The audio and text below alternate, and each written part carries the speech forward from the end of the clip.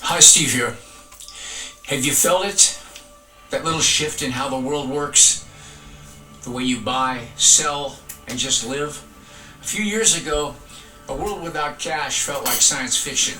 Today, it's a reality knocking on our door. And the convenience is great, isn't it? A quick tap of a card, a simple scan on your phone. But what if I told you that beneath this shiny surface of progress lies a system with the power for absolute control? A system that wasn't just dreamed up by tech billionaires, but was described with chilling accuracy nearly 2,000 years ago in the final book of the Bible. The book of Revelation has warned of a time when no one could buy or sell unless they were part of a global system. For generations, that prophecy seemed impossible. How could that even work? But now, as world leaders openly talk about a great reset and physical money starts to feel like a museum piece, the technology for that exact system isn't just a theory. It's being built all around us. This cashless world is arriving faster than anyone imagined. How is this even legal? That's what I want to know. Are you recorded? Do you need help? I don't know. Do I? What? So this is a reverse ATM. People come with cash and they can't use it. They have to come here. Correct. That's It's a cashless building. I have never seen a reverse ATM. So the idea is it works just like a regular ATM, but instead of putting in your card and getting cash, you put in your cash and get a card. But also, because it's a regular debit Visa card, you can use it outside of the building. Okay. So if you wanted to go to Walmart or McDonald's or Target, Yeah. wherever you want to spend your money, Yeah. it's just a regular debit Visa card. That's what it looks like. And what you see is a lot That's of reflective. hamburgers. Yeah. Their parents don't give them a card. No, of course They not. give them cash and expect this to give them Well, I a wonder. card. I think If they're Yeah, 10-year-old, a here's card. have a card. Well, I'd have to imagine there's a lot of people with accessibility or maybe, different people who want to spend their cash and just are probably shocked to find out. Yeah, but they can't. Yeah. They just have to get a card and Well, they can spend it. It's crazy because it's like legal tender, but then I'm like, I guess not. I don't know. So, okay, so what do we do here? Touch to start. Okay? No, that We night, wanna we'll never get a see card. take a life in the game. I mean, I don't want to get a card, but I'm going to get a card. Okay. Well, remember, you can use it Wait, what outside was of that? your- What was that? That screen? Did we have to put in our information? Is No. that? Oh, okay. No, because at the end you can ask for a receipt. Oh, okay. Okay. It's going in. And it It'll ain't never it. come back. There we go. Are you done? I'm done. Finished. Issue card.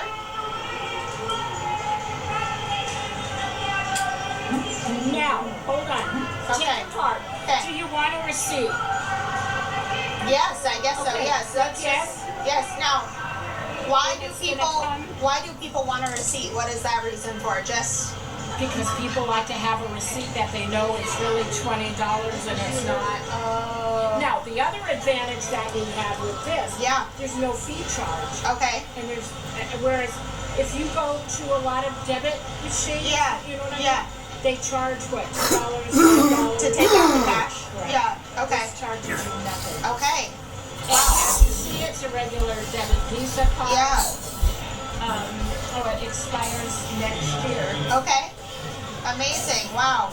Well, thank you so much for your help. I appreciate it. You're welcome. This is fascinating. Yeah. What? It's fascinating. Yeah, It's crazy. I appreciate it. Yeah. Thank you so much. Thank you. Very welcome.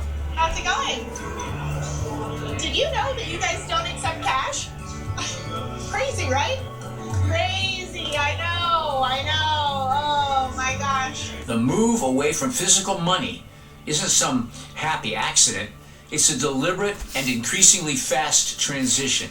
Here in 2025, digital payments are taking over. In the United States, cash now accounts for only 14% of all payments. The rest, it's all digital. In many cities around the world, cash is already becoming a relic. We're told this is all for convenience and efficiency, and sure, on the surface it is. But what are we really giving up? Cash is anonymous. It's freedom. A transaction with cash is just between you and the seller. That's it. It doesn't need a bank's permission, and it can't be tracked, traced, or blocked. by some faceless authority. But every time you make a digital transaction, you're creating a data point, a permanent record of where you were, what you bought, and when you bought it. One transaction doesn't mean much, but when you pile them up over time, they create a perfect profile of your life, your habits, and maybe even what you believe. This isn't a conspiracy. The systems are designed this way. And while many people, especially those in lower income households, still rely on cash, its role is being pushed to the margins. Governments and financial institutions are pushing the shift because it's cheaper for them, easier to monitor, and it gives them an incredible level of oversight into our lives. The foundation for a totally monitored economy isn't just being laid, it's almost finished. The real question is, what are they planning to build on top of it? This is where we need to turn to the scriptures, not for fear, but for wisdom. The Apostle John, exiled on the island of Patmos, was given a vision of what was to come. Two passages in the book of Revelation are snapping into focus today with startling clarity. First, let's look at Revelation chapter 6. John sees 4 horsemen, and the third horseman rides a black horse.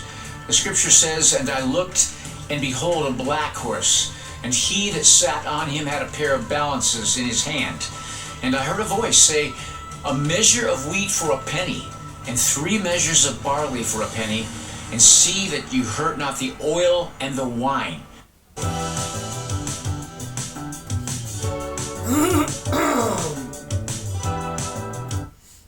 For centuries, theologians have interpreted this as a symbol of brutal economic crisis and hyperinflation. A penny, or a denarius, was a full day's wage back then. The prophecy paints a picture of a time when a whole day's work barely buys enough food to survive, while luxuries like oil and wine are still available for the wealthy. This isn't just a recession.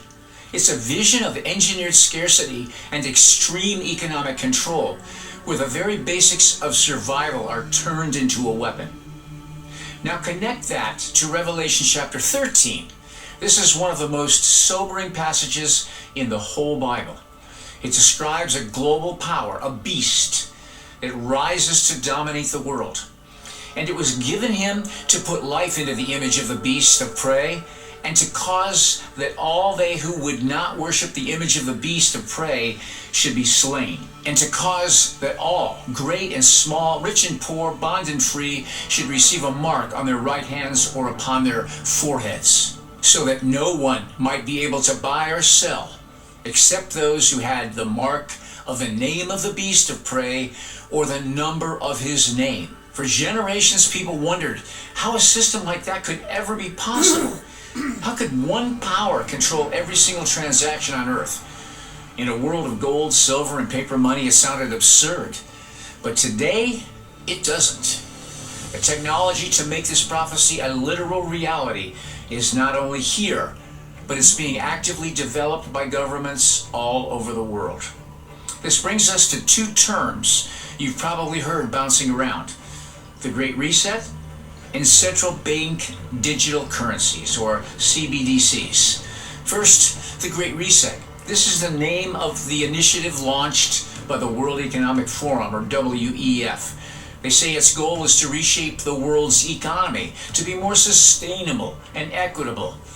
But when you read their own documents, you see a vision that blurs the lines between governments and massive corporations, concentrating power in the hands of unelected global elites. Exactly the kind of framework you need to run the system described in Revelation. So how would that system be enforced? This is where the central bank digital currencies become the critical piece. A CBDC is not like Bitcoin, and it's not like digital money in your bank account right now. It's a new form of digital currency issued directly by a country's central bank. As of late 2025, 134 countries, representing 98% of the world's GDP, are exploring or developing a CBDC. All G20 nations are involved, and countries like China are already deep into pilot programs. They promote CBDCs as being faster and more inclusive, But the true game-changing feature of a CBDC is that it's programmable. Unlike your cash or even your current bank balance, a government can program a CBDC. Think about what that means. What if your money came with an expiration date to force you to spend it? What if you were blocked from buying fuel because you'd exceeded your carbon limit? What if your funds were instantly frozen because you donated to a cause the government doesn't like? A CBDC would grant a central authority total surveillance over every purchase you make. It would be the ultimate tool of control, making it possible to enforce any mandate by just programming the money itself. It would be the fulfillment of a system where truly no one could buy or sell without permission. We're watching the world sprint towards a system of total economic surveillance and control, just like the Bible predicted thousands of years ago. It's easy to look at all this and feel a wave of fear or anxiety, but that's not the point of the gospel. The same book of Revelation that warns us about these events gives us the ultimate hope. None of this is happening by accident. These are signs, not of the end of the world, but of the end of an age. They signal that God's sovereign plan is moving towards its final, glorious conclusion. The horsemen of Revelation might be riding, but they ride only under the authority of the Lamb, Jesus, Yeshua, the Messiah. This is a call to prepare, not to panic. And not by hoarding gold or hiding in a bunker, but by securing your spiritual foundation. The Bible's warning is clear. Don't put your trust in the fragile, shaking economic systems of this world. Put your faith in the one who is unshakable. The call is to store your treasure, not in a digital wallet that can be frozen with a keystroke, but in heaven, where it can never be devalued or stolen. True security isn't a bank account. It's in a personal relationship with Jesus Christ. He is our refuge and our fortress in times of trouble. While the world builds a system based on control, we are citizens of a kingdom built on grace, freedom, and eternal hope. If this message has hit home for you, please share it. People need to be awakened to what's happening. Subscribe to this channel for more into how current events connect to biblical prophecy. And most importantly, leave a comment below. Let's build a community of believers who are awake, prepared, and full of unshakable hope. Think about it.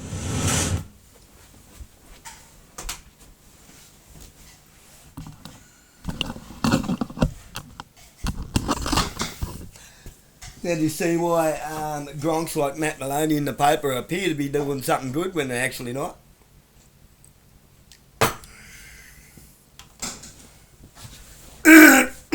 I know what you're up to, Matthew Maloney. Trying to stir up trouble for the Catholic Church. Mark my words. That thing's going to be made illegal someday in the not so distant future, because it tells you what's going on.